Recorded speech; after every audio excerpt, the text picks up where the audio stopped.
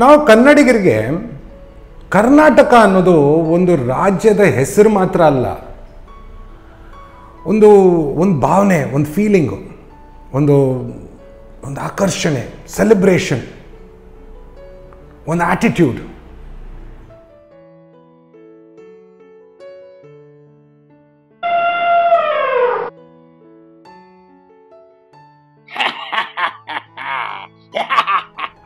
ನಾನು ಮೈಸೂರಲ್ಲಿ ಹುಟ್ಟು ಬೆಳೆದಿದ್ದು, ಆದರೆ ಕರ್ನಾಟಕ ಪೂರ್ತಿ ಸುತ್ತಿ ನೋಡಿದ್ದೀನಿ.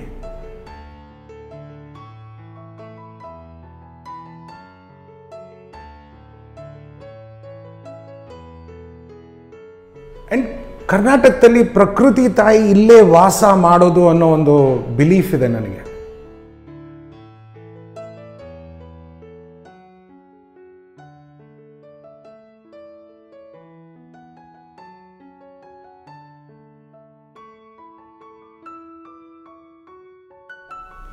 ಎಷ್ಟು ಬ್ಯೂಟಿ, ಕೂರ್ಗು, ಮಲೆನಾಡು, ಮಂಗಳೂರು, ಹಂಪಿ, ಬೇಲೂರು, ಹಳೆಬೀಡು, ಎಷ್ಟು ಹಿಸ್ಟ್ರಿ.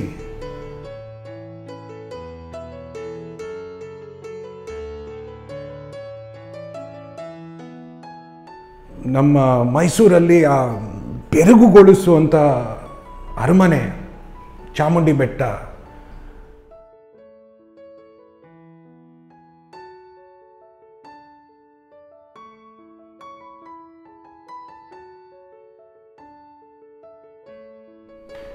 ವಿರೂಪಾಕ್ಷ ದೇವಾಲಯ ವಿಜಯನಗರದಲ್ಲಿ,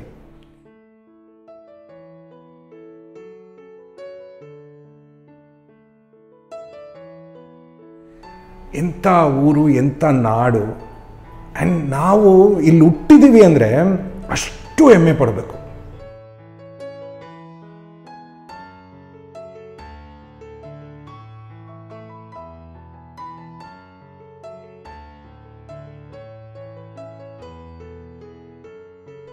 ಕರ್ನಾಟಕದಲ್ಲಿ ಇರುವಂಥ ಒಂದು ಪ್ರಕೃತಿಯ ಸೌಂದರ್ಯ ಬೇರೆ ಎಲ್ಲೂ ಇಲ್ಲ. ಆದರೆ ಇವತ್ತು ನಾವು ಸಿಟಿನಲ್ಲಿ ಆ ಪ್ರಕೃತಿ ಕಾಣಲ್ಲ. ಅದನ್ನು ನೋಡಬೇಕು ಅಂದರೆ ಎಷ್ಟೋ ಕಿಲೋಮೀಟರ್ ಹೋಗಬೇಕು.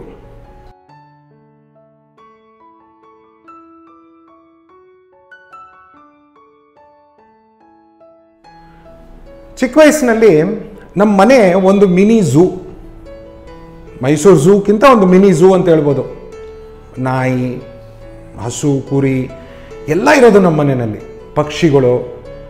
ಆ್ಯಂಡ್ ಈ ವಾತಾವರಣದಲ್ಲಿ ಬೆಳೆದು ಐ ಥಿಂಕ್ ಇವತ್ತೂ ನನಗೆ ಆ ಒಂದು ವೈಲ್ಡ್ ಲೈಫ್ ಇಲ್ಲ ಒಂದು ವೈಲ್ಡ್ ಲೈಫ್ ಸಫಾರಿಗೆ ಹೋಗೋದಾಗಲಿ, ಯುನೋ ಅಕ್ವೇರಿಯಮ್ಸ್ ಆಗಲಿ, ಇದ್ರ ಬಗ್ಗೆ ಒಂದು ಅಟ್ರಾಕ್ಷನ್ ಜಾಸ್ತಿ.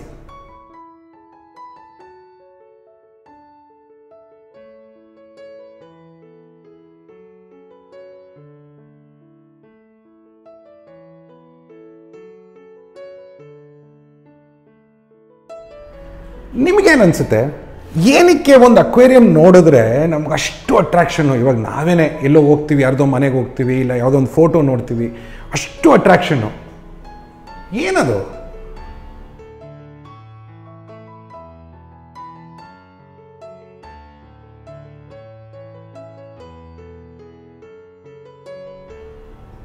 ಸಿಂಪಲ್. ನಾವು ಪ್ರಕೃತಿಯ ಒಂದು ಅಂಶ, ಇದೂ ಪ್ರಕೃತಿಯ ಒಂದು ಅಂಶ. ಪ್ರಕೃತಿಯ ಆ ಒಂದು ಅಂಶನ ನಾವು ಮನೆಗೆ ತರುವಂಥ ಒಂದು ಟೆಕ್ನಾಲಜಿ ಬಂದು ನೇಚರ್ ಅಕ್ವೇರಿಯಂ ಇಲ್ಲ ಪ್ಲಾಂಟೆಡ್ ಅಕ್ವೇರಿಯಂ ಅಂತ ಹೇಳ್ತಾರೆ. ಅದ್ರ ಮುಂದೆ ನಾವು ಕೂತ್ಕೊಂಡಾಗ ಆ ಮೀನುಗಳ ಓಡಾಟ, ಆ ಕಲರ್ಸು, ಗಿಡಗಳ ಕಲರ್ಸು, ಅದೆಲ್ಲ ನಮಗೆ ಅಟ್ರಾಕ್ಟ್ ಮಾಡುತ್ತೆ. ಏಕೆಂದರೆ ಆ ಅಂಶ ನಮ್ಮಲ್ಲೂ ಇದೆ.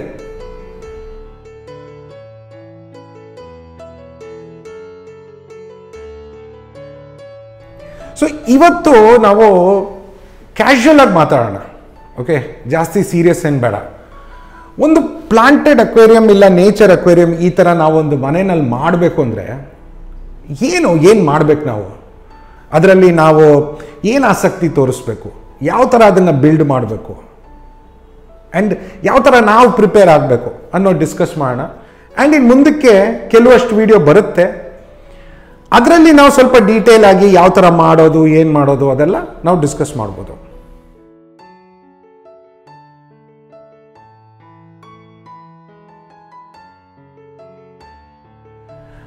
ಇವತ್ತು ನಾನು ತುಂಬಾ ಹೆಮ್ಮೆ ಪಡ್ತೀನಿ, ಏಕೆಂದರೆ ಈ ವಿಡಿಯೋ ಪ್ರಾಬಬ್ಲಿ ಕನ್ನಡದಲ್ಲಿ ಫಸ್ಟ್ ವಿಡಿಯೋ ಅನಿಸುತ್ತೆ ಪ್ಲಾಂಟೆಡ್ ಅಕ್ವೇರಿಯಂ ಬಗ್ಗೆ. ಸೊ ನಾನು ಇದನ್ನು ಮಾಡ್ತಾ ಇದ್ದೀನಿ ಅನ್ನೋ ಒಂದು ಹೆಮ್ಮೆ ನನಗೆ, ಆ್ಯಂಡ್ ನಮ್ಮ ಕನ್ನಡಿಗರಿಗೋಸ್ಕರ ನಾನು ಮಾಡ್ತಾ ಇದ್ದೀನಿ ಅಂತ ಇನ್ನೂ ಹೆಮ್ಮೆ ನನಗೆ.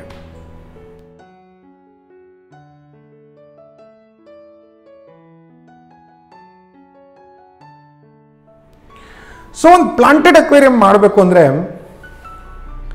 ಸಿಂಪಲ್, ಸ್ವಲ್ಪ ಇನ್ಸ್ಪಿರೇಷನ್ ಬೇಕು, ಸ್ಫೂರ್ತಿ. ಓಕೆ, ಆ ಸ್ಫೂರ್ತಿ ನಮಗೆ ಎಲ್ಲಿಂದ ಬರುತ್ತೆ? ನಮ್ಮ ಸುತ್ತಮುತ್ತ ಇದೆ ಆ ಸ್ಫೂರ್ತಿ.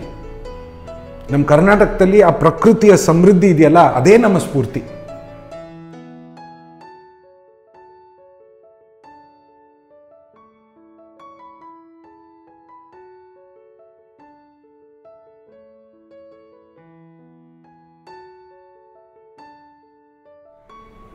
ಅದಲ್ದಿರ ನಾವು ಫೋಟೋಸ್ ನೋಡ್ತೀವಿ, ಪಿಕ್ಚರ್ಸ್ ನೋಡ್ತೀವಿ, ಈ ಥರ ಒಂದು ಲ್ಯಾಂಡ್ಸ್ಕೇಪ್ ನೋಡ್ತೀವಿ ಎಲ್ಲೋ ಒಂದು ಕಡೆ ಹೋದಾಗ, ಅದೆಲ್ಲ ನಮಗೆ ಸ್ಫೂರ್ತಿ.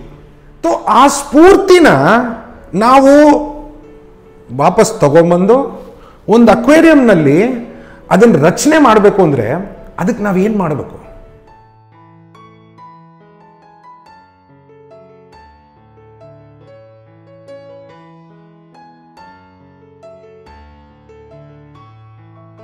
ಸೊ ಅದನ್ನು ರಚಿಸೋದಕ್ಕೆ ಫಸ್ಟ್ ಸ್ಫೂರ್ತಿ ತಗೊಂಡ್ವಿ. ಇವಾಗ ಬೇಕಾಗಿರೋದು ಅಬ್ಸರ್ವೇಷನ್. ಅಬ್ಸರ್ವೇಷನ್ ಅನ್ನೋದು ನೋಡೋದು, ಗಮನಿಸೋದು. ಸೊ ನೋಡೋಕ್ಕೂ ಗಮನಿಸೋಕ್ಕೂ ತುಂಬಾನೇ ವ್ಯತ್ಯಾಸ ಇದೆ.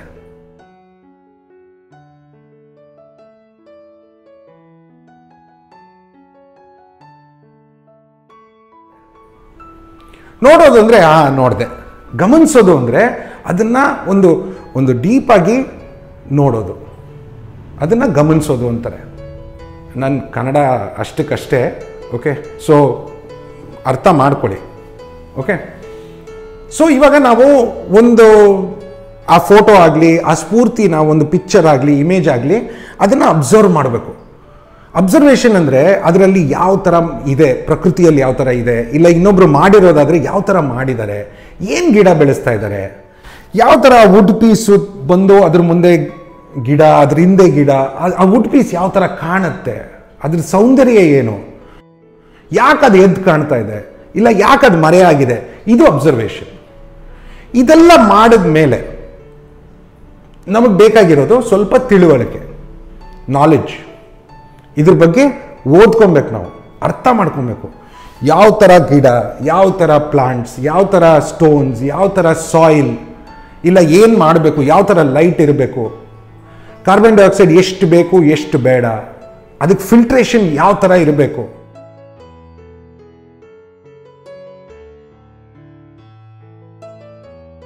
ಏಕೆಂದರೆ ಈ ತಿಳುವಳಿಕೆ ಇಲ್ದಿರ ಹಾಫ್ ನಾಲೆಡ್ಜ್ ಇಸ್ ಡೇಂಜರಸ್ ಅಂತಾರೆ ನೋಡಿ. ಅದೇ ಥರ ಈ ತಿಳುವಳಿಕೆ ಇರ್ತೀರ ನಾವೇನಾದ್ರು ಮಾಡೋಕ್ಕೋದ್ರೆ ಒಂದು ಅದಂತೂ ಹಾಳಾಗೇ ಆಗುತ್ತೆ, ಇನ್ನೊಂದು ನಮ್ಮ ದುಡ್ಡು ವೇಸ್ಟ್ ಆಗುತ್ತೆ. ಸೊ ಅದರಲ್ಲಿ ಪ್ರಯೋಜನ ಬರಲ್ಲ, ನಾವೇನು ಕಲ್ತಿರಲ್ಲ, ನಾವು ಸಂಪಾದನೆ ಮಾಡಿರೋ ದುಡ್ಡು ಹೋಯ್ತು. ಸೊ ತಿಳುವಳಿಕೆ ಮೊದಲೇ ಇರಬೇಕು.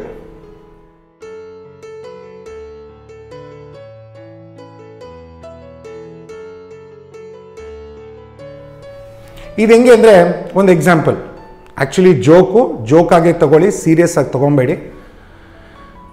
ಇವಾಗ ನೀವು ಮದುವೆ ಮಾಡ್ಕೊಬೇಕು ಅಂದರೆ ಏನು ಮಾಡ್ತಾರೆ, ಮನೆಯಲ್ಲಿ ಫೋಟೋ ತರಿಸ್ತಾರೆ, ಹೆಣ್ಣು ನೋಡೋಣಪ್ಪ, ನಡಿಯಪ್ಪ ಹೆಣ್ಣು ನೋಡೋಣ ಅಂತ ಕರ್ಕೊಂಡು ಹೋಗ್ತಾರೆ. ಅಲ್ಲಿ ನೀವು ಬರೀ ಫೋಟೋ ನೋಡಿದ್ದೀರಾ, ಒಂದು ಬಯೋಡೇಟಾ ನೋಡಿರ್ತೀರಾ, ಅವ್ರ ಹೆಸರು, ಕುಲ, ಗೋತ್ರ, ಈ ಥರ ಅವ್ರು ಇಲ್ಲಿ ಕೆಲಸ ಮಾಡೋದು, ಅಡುಗೆ ಬರುತ್ತೆ ಬರಲ್ಲ, ಡಾನ್ಸ್ ಬರುತ್ತೆ ಬರಲ್ಲ ಅಂತೆಲ್ಲ ತಿಳ್ಕೊಂಡಿರ್ತೀರ. ಬಟ್ ಆ್ಯಕ್ಚುಲ್ ಇನ್ಫಾರ್ಮೇಷನ್ ನಿಮಗೇನು ಗೊತ್ತಿಲ್ಲ. ಓಕೆ, ಸೊ ನೀವು ಅಲ್ಲಿ ಹೋದಾಗ ಓಕೆ ನಿಮಗೆ ಸ್ಫೂರ್ತಿ ಬಂದಿದ್ದೇನು ಅಂದರೆ ಇನ್ಸ್ಪಿರೇಷನ್ ಆ ಫೋಟೋ. ಚೆನ್ನಾಗಿದ್ದಾರೆ, ಬೆಳ್ಳಗಿದ್ದಾರೆ, ಫೇರ್ ಆಗಿದ್ದಾರೆ, ವೆರಿ ನೈಸ್, ಬ್ಯೂಟಿಫುಲ್ ಆಗಿದ್ದಾರೆ. ನೀವು ಅಲ್ಲೋಗಿ ಅಬ್ಸರ್ವ್ ಮಾಡೋದೇನು, ಯಾವ ಥರ ಬಿಹೇವ್ ಮಾಡ್ತಾ ಇದ್ದಾರೆ, ನಿಮ್ಮ ತಂದೆ ತಾಯಿ ಜೊತೆ ಯಾವ ಥರ ನಡ್ಕೊತಾರೆ, ಟೀ ಕೊಟ್ರ ಸಮೋಸ ಕೊಟ್ರ ಅಂತ ನೋಡ್ತೀರ. ಅದಾದಮೇಲೆ ಅಲ್ಲಿ ನೀವು ತಿಳ್ಕೊಂತೀರ ವಿಷಯನ. ಓಕೆ, ನೀವಲ್ಲಿ ತಿಳ್ಕೊಬೇಕು ಏನಂತ, ಏನು ಬೇಕು ಬೇಡ ಅವ್ರಿಗೆ ಅಂತ. ಬಟ್ ಇಲ್ಲ ನಿಮಗೆ ಮದುವೆ ಆಗಲೇಬೇಕು ಇವಾಗ ಅಂದರೆ ಸ್ಫೂರ್ತಿ ಬಂತು, ಇನ್ಸ್ಪಿರೇಷನ್ ಆಯಿತು, ಅಬ್ಸರ್ವೇಷನ್ ಮಾಡಿದ್ರಿ, ನನಗೆ ಅಕ್ವೇರಿಯಂ ಬೇಕೇ ಬೇಕು, ಓದೇ ದುಡ್ಡು ಕೊಟ್ಟೆ ಅಕ್ವೇರಿಯಂ ತೊಗೊಂಬಂದೆ. ಅದೇ ಥರ ಜಲ್ದಿನಲ್ಲಿ ಮದುವೆನೇ ಆಗ್ಬಿಟ್ರಿ, ಇನ್ಸ್ಪಿರೇಷನ್ ಬಂತು. ಓಕೆ, ಇವಾಗ ನಿಮಗೇನು ಗೊತ್ತಾಗುತ್ತೆ, ನಿಮ್ಮ ಮನಸ್ಸಲ್ಲಿ ಮದುವೆ ಬಗ್ಗೆ ಏನು ಭಾವನೆಗಳಿದೆಯೋ ಅವ್ರ ಮನಸ್ಸಲ್ಲಿ ಕಂಪ್ಲೀಟ್ ಡಿಫ್ರೆಂಟ್ ಭಾವನೆಗಳಿದೆ. ಅವ್ರ ಕನ್ಸ್ಕೊಳ್ಳೆ ಬೇರೆ, ನೀವು ಅನ್ಕೊಂಡಿರೋದೇ ಬೇರೆ. ಅಲ್ಲಿ ತಿಳುವಳಿಕೆ ಫಸ್ಟ್ ನಿಮಗೆ ನಾಲೆಡ್ಜ್ ಬರುತ್ತೆ. ಓ, ಮದುವೆ ಅಂದರೆ ಇದಪ್ಪ, ಅಡ್ಜಸ್ಟ್ ಮಾಡಿಕೊಂಡು ಹೋಗಬೇಕು, ಒಂದು ರಿಲೇಷನ್ಶಿಪ್ ಬಿಲ್ಡ್ ಮಾಡಬೇಕು. ಅದೇ ಥರ ಪ್ಲಾಂಟೆಡ್ ಅಕ್ವೇರಿಯಂ ಅಂದರೆ ನೀವು ಅದ್ರ ಜೊತೆ ಒಂದು ರಿಲೇಷನ್ಶಿಪ್ ಬಿಲ್ಡ್ ಮಾಡಬೇಕು. ಆ ರಿಲೇಷನ್ಶಿಪ್ ಬಿಲ್ಡ್ ಆಗಬೇಕು ಅಂದರೆ ತಿಳುವಳಿಕೆ ಬೇಕು. ಆ ತಿಳುವಳಿಕೆ ಬಂದ ಮೇಲೆ ಇಂಪ್ಲಿಮೆಂಟೇಷನ್ ಅಂದರೆ ಮದುವೆನ ಮುಂದುವರಿಸೋದು, ಆ ರಿಲೇಷನ್ಶಿಪ್ನ ಮುಂದುವರಿಸೋದು. ನೀವೆಲ್ಲ ರೆಡಿ ಮಾಡ್ತೀರಾ, ಸ್ಟೋನ್ಸ್ ಇಡ್ತೀರಾ, ಪ್ಲಾಂಟ್ಸ್ ಇಡ್ತೀರಾ, ಎಲ್ಲ ಇಡ್ತೀರಾ, ಸುಂದರವಾಗಿ ಮಾಡ್ತೀರಾ. ಓಕೆ, ಸೊ ನಿಮ್ಮ ಮನೆ ಮಾಡಿದ್ದೀರಾ, ಎಲ್ಲ ಮಾಡಿದ್ದೀರಾ. You are the provider. Planted aquarium ಆಗಲಿ, ನಿಮ್ಮ ಮನೆಯಲ್ಲಿ ಮದುವೆ ಆಗಲಿ, ಯು ಆರ್ ದ ಪ್ರೊವೈಡರ್. ಅಂದರೆ ನೀವು ಕಷ್ಟಪಟ್ಟು ಎಲ್ಲ ತಂದು ಕೊಡ್ತೀರಾ. ಆ ಒಂದು ರಿಲೇಷನ್ಶಿಪ್ ಆಗಲಿ, ಆ ಒಂದು ಈಕೋಸಿಸ್ಟಮ್ ಆಗಲಿ ಸುಂದರವಾಗಿ ಬೆಳೆಯೋಕ್ಕೆ. ಸೇಮ್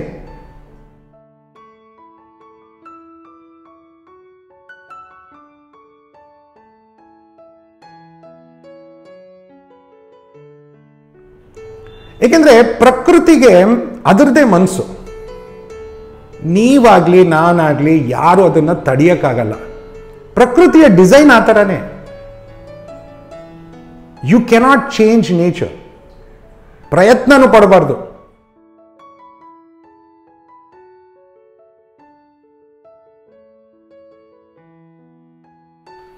ಕೊನೆಗೆ ನೀವು ಟ್ಯಾಂಕ್ ಎಲ್ಲ ಸೆಟ್ ಮಾಡಿ ಸುಂದರವಾಗಿದೆ, ಗ್ರೋ ಆಗ್ತಾ ಇದೆ.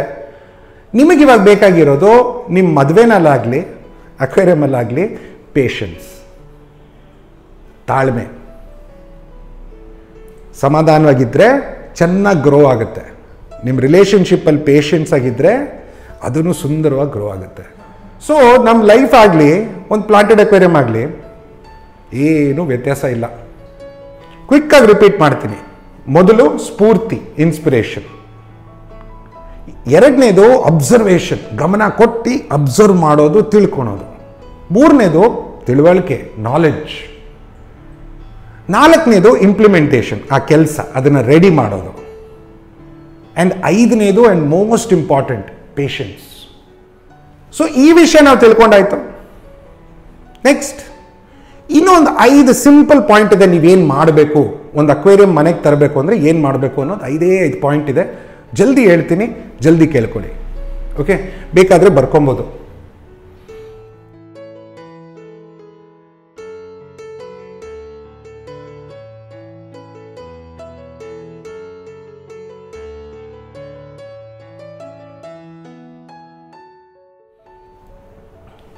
ಮೊದಲನೇದು, ಅಂಗಡಿಗೆ ಹೋಗ್ಬಿಟ್ಟು ಯಾವ ಅಕ್ವೇರಿಯಂ ಬೇಕು ಅಂತ ಡಿಸೈಡ್ ಮಾಡಬೇಡಿ.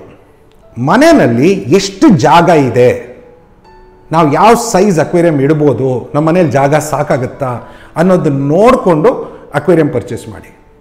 ಎರಡನೇದು, ನೀವು ಪರ್ಚೇಸ್ ಮಾಡೋ ಅಕ್ವೇರಿಯಮ್ಮು ನಿಮ್ಮ ಬಜೆಟಲ್ಲಿ, ಅಂದರೆ ನಿಮ್ಮ ಹತ್ರ ಎಷ್ಟು ದುಡ್ಡಿದೆಯೋ ಆದಷ್ಟು ಆ ಬಜೆಟಲ್ಲಿ ದೊಡ್ಡ ಅಕ್ವೇರಿಯಂ ತಗೊಳ್ಳಿ. ಅಂದರೆ ಇವಾಗ ನಿಮ್ಮ ಕ್ಯಾಲ್ಕುಲೇಷನಲ್ಲಿ ಇವಾಗ ನಿಮ್ಮ ಮನೆಯಲ್ಲಿ ಒಂದು 2 ಅಡಿ ಜಾಗ ಇದೆ ಅಂತ ಇಟ್ಕೊಳ್ಳಿ. ಆದರೆ ನಿಮ್ಮ ಬಜೆಟಲ್ಲಿ 2 ಅಡಿ ಬಂದರೆ ಒಳ್ಳೆಯದು. ಅದಕ್ಕೆ ಕಮ್ಮಿ ತಗೊಬೇಡಿ. ಯಾಕೆಂದರೆ ಅಕ್ವೇರಿಯಂ ಚಿಕ್ಕದಾದಷ್ಟು ಪ್ರಾಬ್ಲಮ್ಸ್ ಜಾಸ್ತಿ ಆಗುತ್ತೆ. ಸೊ 2 ಅಡಿ 2.5 ಅಡಿ ಬೆಸ್ಟ್ ಸೈಜ್ ಒಂದು ಮನೆಗೆ. ನೆಕ್ಸ್ಟ್ ಯೂಶಲಿ ಜನ ಏನು ಮಾಡ್ತಾರೆ, ಮೀನು ಡೆಕೋರೇಷನ್ ಅಂತಾರೆ. No no no no no filtration. Filtration ಇಲ್ದಿರ ಅಕ್ವೇರಿಯಂ ನೀರು ಗಲೀಜಾಗಿರುತ್ತೆ, ಅದರಲ್ಲಿ ಅಮೋನಿಯಾ ಬಿಲ್ಡಪ್ ಆಗುತ್ತೆ.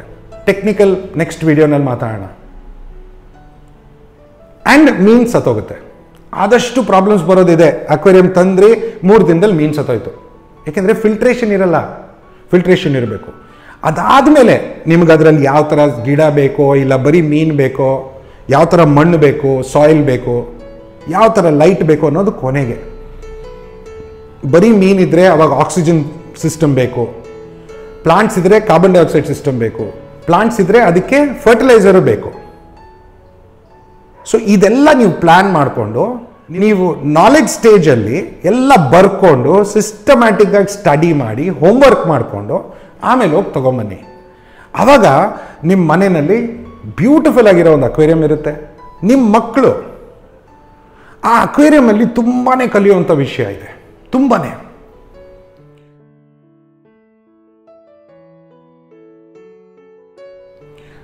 ನಾನೊಂದು ವಿಷಯ ಹೇಳ್ತೀನಿ, ಯಾರಿಗೂ ಹೇಳ್ಬೇಡಿ, ಓಕೆ? ಸ್ಕೂಲಲ್ಲಿ ಅಂಥ ಬ್ರೈಟ್ ಸ್ಟೂಡೆಂಟ್ ಏನಿಲ್ಲ. ಕಾಲೇಜಲ್ಲಿ ನಾನು ಎಕ್ಸಾಮ್ ಪೇಪರಲ್ಲಿ ಏನು ಬರದೆ ಅನ್ನೋದು ಗೊತ್ತಿಲ್ಲ. ಏಕೆಂದರೆ ನನ್ನ ಫ್ರೆಂಡ್ಸ್ ಬರೆದಿದ್ದು ಅಚ್ಚುಕಚ್ಚು ಕಾಪಿ ಹೊಡೆದೆ. ನನ್ನ ಲಕ್ ಏನು ಗೊತ್ತಾ, ನನ್ನ ಫ್ರೆಂಡ್ಸ್ ಎಲ್ಲ ಬುದ್ಧಿವಂತರು, ಸೊ ನಾನು ಪಾಸಾದೆ. ಆದರೆ ಇವತ್ತು ನನಗೆ ಎಷ್ಟು ಸೈನ್ಸ್ ಗೊತ್ತು ಅಂದರೆ, ನಮ್ಮ ಪ್ರೊಫೆಸರ್ಗಳಿಗೆ ಒಂದು ಸ್ವಲ್ಪ ನಾಚಿಕೆ ಪಡೋಷ್ಟು ಸೈನ್ಸ್ ಬರುತ್ತೆ ನನಗೆ. ಎಲ್ಲ ಕಲ್ತಿರೋದು ಅಕ್ವೇರಿಯಮಿಂದಾನೆ, ಬೇರೆ ಎಲ್ಲೂ ಇಲ್ಲ. ಸೊ ಇದೇ ನಿಮ್ಮ ಮಕ್ಕಳಿಗೂ ಅಕ್ವೇರಿಯಂ ಅಂದರೆ chemistry, botany, zoology, physics, electronics, electrical, plumbing, carpentry ಎಲ್ಲ ವಿಷಯ ತಿಳ್ಕೊಳೋ ಅಂಥ ಒಂದು ಹಾಬಿ ಇದು. ಆ್ಯಂಡ್ ಇವಾಗ ಲಾಕ್ಡೌನ್ ಸಮಯದಲ್ಲಿ ಮಕ್ಕಳು ಫ್ರೀ ಆಗಿದ್ದಾಗ ಈ ಆನ್ಲೈನ್ ಕ್ಲಾಸ್ ಅದೆಲ್ಲ ನಡೀತಾ ಇರಲಿ, ಬಟ್ ಇದು ಅವರೇ ಕಲಿಯೋವಂಥ ಒಂದು ವಿಷಯ. ಸೊ ಈ ಹಾಬಿನಲ್ಲಿ ಎನ್ಕರೇಜ್ ಮಾಡಿ. ಆ್ಯಂಡ್ ಮೋಸ್ಟ್ ಇಂಪಾರ್ಟೆಂಟ್ಲಿ ನಮ್ಮ ಪ್ರಕೃತಿಯ ಸೌಂದರ್ಯನ ಮನೆಗೆ ತಗೊಂಬನ್ನಿ, okay? Most important, bring home a piece of nature.